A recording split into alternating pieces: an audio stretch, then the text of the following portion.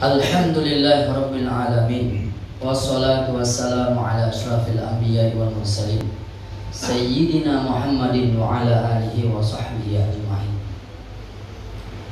Ashhadu an la ilaha illallah wahdahu la syarika lah, wa ashhadu anna Muhammadan abduhu wa rasuluhu la nabiyya ba'dah. Allahumma salli ala sayyidina Muhammadin abdika wa rasulika nabiyyil ummi wa ala alihi wa sahbihi wa baraka wa sallam. Qala Allah ta'ala fi kitabil karim, a'udzu billahi minasyaitonir rajim.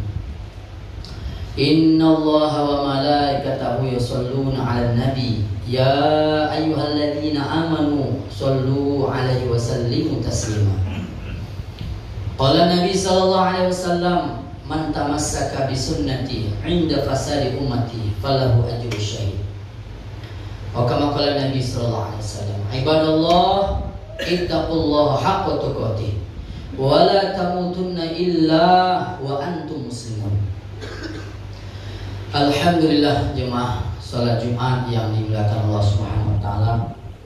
Pertama-tama kita syukur kepada Allah karena Allah Subhanahu wa ta'ala Rabbul Alamin, Tuhan dari sekian alam, telah memberikan kita taufik dan hidayah, memilih kita sebagai hamba-hamba istimewa di sisi Allah. Kita diberikan taufik dan hidayah untuk bisa datang ke rumah Allah.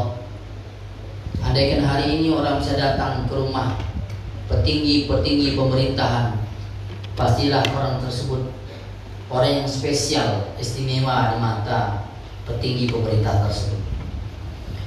Apatah lagi orang-orang yang bisa datang ke rumah Allah, maka mereka adalah orang-orang yang istimewa, spesial di mata Allah Subhanahu wa ta'ala. Dan yakinlah jemaah sekalian, siapapun mereka yang dimudahkan oleh Allah untuk datang ke rumah Allah, memenuhi panggilan Allah Subhanahu wa ta'ala, hadir dalam majlis-majlis ta'lim, hadir dalam sholat berjamaah, hadir dalam kajian-kajian ilmu, berarti mereka diinginkan kebaikan oleh Allah. Sebagaimana hadis Nabi, may yuridillahu bi khairan yufaqihu fid din. Barang siapa yang inginkan kebaikan oleh Allah, maka Allah akan fahamkan dia dengan perkara agama, dimudahkan oleh Allah, diberikan taufik dan hidayah oleh Allah untuk datang ke dalam majlis-majlis tersebut. Dan kita berharap kepada Allah, mudah-mudahan pada hari ini kita dimudahkan oleh Allah, bukan karena fasilitas yang Allah berikan, bukan karena kendaraan, bukan karena kita sehat, bukan karena rumah kita dekat masjid, bukan karena kita pengurus masjid, bukan karena saya ini jam istirahat, saya lagi kerja ini jam istirahat, bukan. Kita bisa datang ke rumah Allah ini semata-mata atas taufik dan hidayah Allah Subhanahu wa ta'ala. Ini dulu kalau kita tanam ke dalam hati kita, maka kita akan ada syukur terus dengan nikmat Allah. Dan janji Allah, la in syakartum la azidannakum. Kalau kita syukur nikmat Allah, kita ucapkan alhamdulillah, terima kasih Allah, kau berikan saya nikmat bisa datang untuk sholat Jumat berjamaah. Maka ucapan alhamdulillah kita ini, katanya ulama, ini akan mengikat nikmat ini. Hari ini kita dimudahkan oleh Allah untuk sholat Jumat berjamaah, fa insyaallah Jumat akan datang ditambah lagi, syukur lagi kita ditambah lagi, sampai kita dimatikan oleh Allah Subhanahu wa ta'ala. Amin ya rabbal alamin. Maka jemaah sholat Jumat yang dimuliakan Allah Subhanahu wa ta'ala, tidak ada perkara yang paling besar di dunia ini kecuali mensyukuri nikmat Allah Subhanahu wa ta'ala. Jemaah sholat Jumat yang dimuliakan Allah Subhanahu wa ta'ala, sebahagian umat Islam pada akhir zaman ini, kalau kita berikan satu buah tamthil, permisalan, percontohan, seperti dalam satu buah rumah tangga, seorang bapak mempunyai 3 orang anak. Anak yang pertama namanya Harben. Ini anak yang sulung, yang paling tua, paling disayang, diistimewakan, dispesialkan. Apapun yang diminta diberikan. Minta kendaraan baru diberikan, minta sekolah yang tinggi, yang bagus, yang mahal diberikan, minta pakaian, minta macam-macam diberikan, dispesialkan, ditunaikan semuanya. Anak yang kedua namanya Anis. Ini begitu juga oleh bapak tadi. Waktu bapaknya sehat, diberikan apapun keinginan anak tadi si Anis ini. Minta pakaian baru dibelikan, handphone baru dibelikan, kendaraan baru dibelikan. Semua fasilitas yang diminta oleh si Anis tadi ini diberikan. Tapi tidak dengan anak yang ketiga. Padahal anak kandung juga yang bungsu, namanya Amsol. Si Amsol ini kalau minta kendaraan, ya diberi kendaraan yang ala kadarnya. Padahal harusnya kendaraannya bagus. Kalau minta uang diberikannya ala kadarnya saja. Padahal harusnya diberikan uang yang cukup. Begitu juga dengan permintaan-permintaan lain oleh si Amsol ini, anak yang ketiga. Padahal anak kandung tapi diperlakukan seperti anak tiri, Pak. Masya Allah, begitu hari berganti hari, bulan ke tahun. Ini bapak tadi ini, namanya manusia, pasti suatu hari akan menemui dengan sakaratul maut. Bapak udah sakit-sakitan, nafas sudah setengah-setengah, nafas sudah sekali-sekali. Dipanggil di 3 anak tadi, si Harban, si Anis, si Amsol panggil. Nah, bapak ini udah sakit-sakitan, nafas sudah satu-satu. Mungkin tidak lama lagi bapak mau meninggal. Engkau anak yang pertama, wahai Harban, apa yang akan kau lakukan kalau bapak ini sudah meninggal? Maka kata Harban, wahai bapak, kalau bapak udah meninggal dunia, maka seluruh acara, seluruh perkara untuk mengemumikan ayah akan saya biayai semuanya. Nanti kain kafan saya akan belikan, peti mati saya akan belikan. Kalaupun dibayar petugas untuk penggali kubur, saya akan bayarkan. Kalau ada memperingati hari-hari, 3 hari, 7 hari bagi yang melaksanakan, yang tidak ada masalah. Jadi saya juga akan bayarkan. Masya Allah. Udah begitu aja, ya udah gitu aja. Maka bapak panggil dari anak yang kedua, si Anis. Anis, datang sini nak. Ini bapak yang mau sekarang mau udah meninggal dunia, apa akan kau lakukan? Kata anak yang kedua, si Anis, Pak, kami akan sedih, Pak. Kami akan nangis. Ini Anis seperti yang perempuan. Nangis kami, Pak. Kami antarkan jenazah bapak ini sampai ke kuburan, sampai dikubur. Setelah itu kami akan berkampung sekian hari. Sampai situ saja. Maka anak katakan sampai situ saja. Ditanya kepada anak yang ketiga, jemaah sekalian. Amsol, mohon maaf, nah memang waktu hidup, waktu ayah sehat, engkau walaupun anak kandung ayah lakukan seperti anak tiri. Tapi kan bilang anaknya tadi, wahai ayah Amsol, walaupun ini anak yang bungsu, anak kandung diperlakukan seperti anak tiri, tapi kalau ayah sakaratul maut dan meninggal dunia, maka Amsol akan temankan ayah.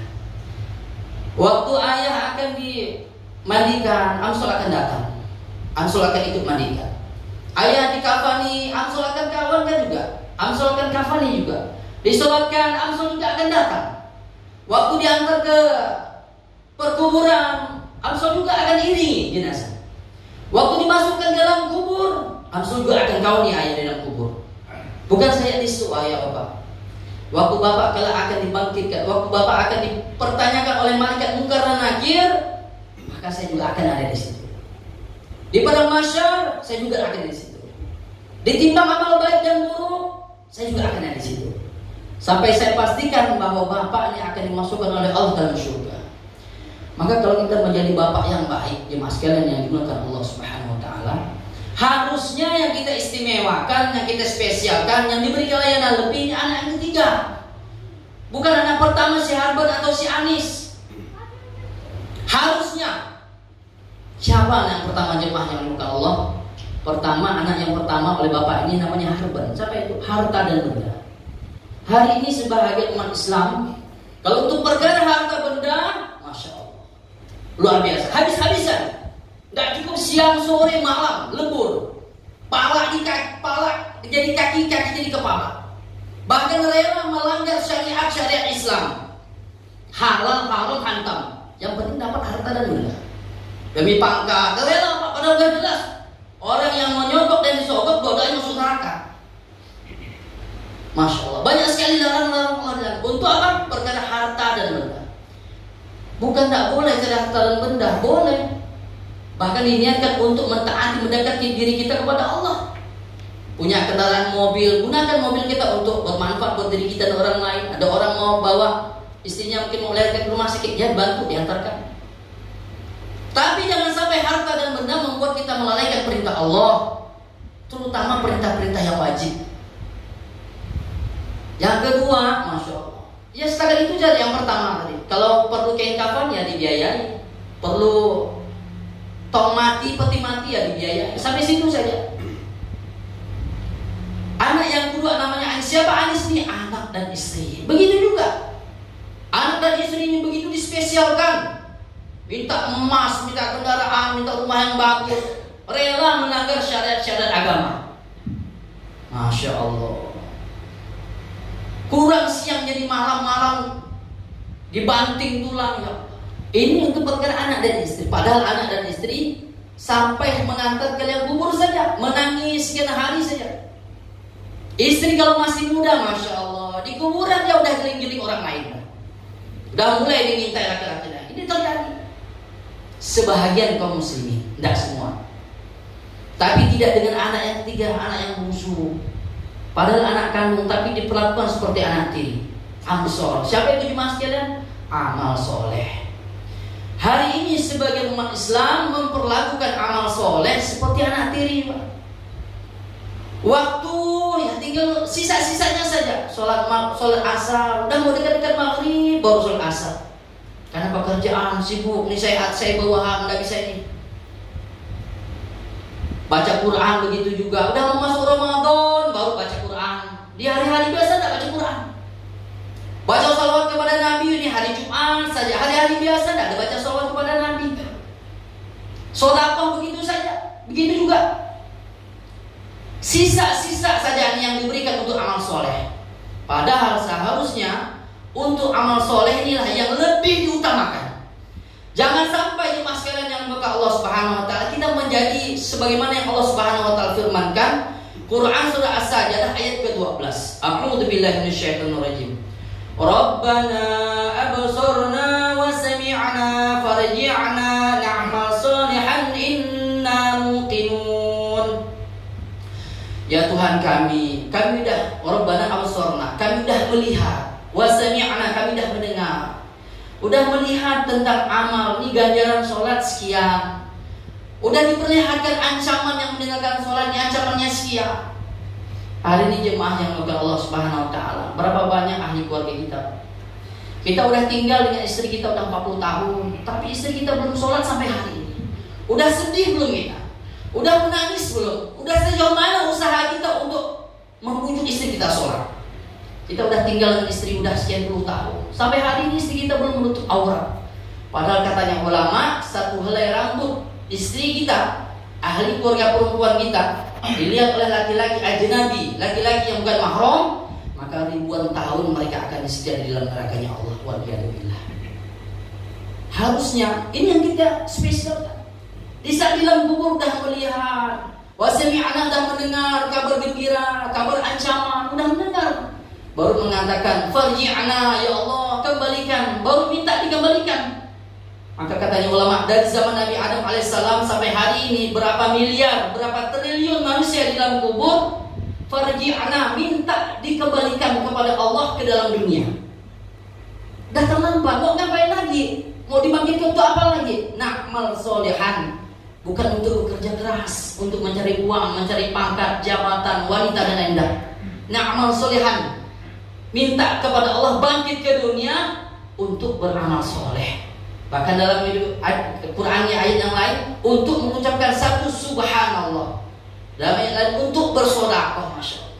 Dan tidak ada guna lagi keyakinan untuk kembali kepada dunia saat sudah di dalam kubur dan tidak ada lagi nilainya. Maka jemaah yang dimuliakan Allah Subhanahu wa taala, harusnya di saat kita masih hidup ini, kita yang masih ada di atas bumi, di bawah langit, ini harusnya di saat inilah kita bertobat kepada Allah. Cepat-cepat kita ini untuk berlomba-lomba untuk memperbanyak perbekalan kita untuk menghadap Allah Subhanahu wa taala. Jangan sampai kita nanti dah dalam kubur baru menyesal. Karena tidak ada sebaik-baik bekal yang dibawa untuk menghadap Allah kecuali iman dan amal soleh, ketakwaan kepada Allah Subhanahu wa taala. Kita berharap kepada Allah, mudah-mudahan mulai dari hari Jumat yang penuh barokah ini Allah taala bukakan itu hati kita. Hati kita yang keras bagaikan lebih keras lagi daripada batu, ini diluputkan oleh Allah. Kita doa minta juga kepada Allah semoga ahli keluarga kita, wabil khusus ahli wanita kita.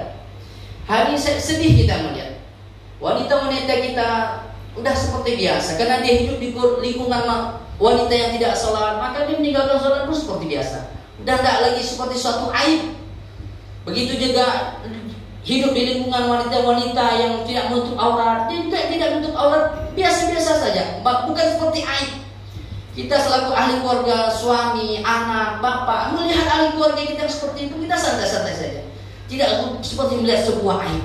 Padahal waliyadzubillah, nanti begitu kita dalam kubur, baru disadarkan oleh Allah Subhanahu Wa Taala. Maka jemaah yang dimuliakan Allah, semoga Allah Subhanahu Wa Taala jadikan kita nih hamba-hamba bertakwa. Seluruh ahli keluarga kita jadikan hamba-hamba bertakwa. Tetangga-tetangga kita yang belum iman diberikan iman oleh Allah. Pemimpin-pemimpin kita yang belum beriman kepada Allah, wabil khusus wali kota kita, semoga diberikan iman oleh Allah Subhanahu Wa Taala. Salah atau tidak salah, doakan kebaikan untuk mereka. Semoga Allah Subhanahu Wa Taala jadikan akhir umur kita akhir umur yang husnul khatimah, bermanfaat buat diri kita dan orang lain. Amin ya rabbal alamin. Barakallahu lakum fil Qur'anil karim walhamdulillahi rabbil alamin.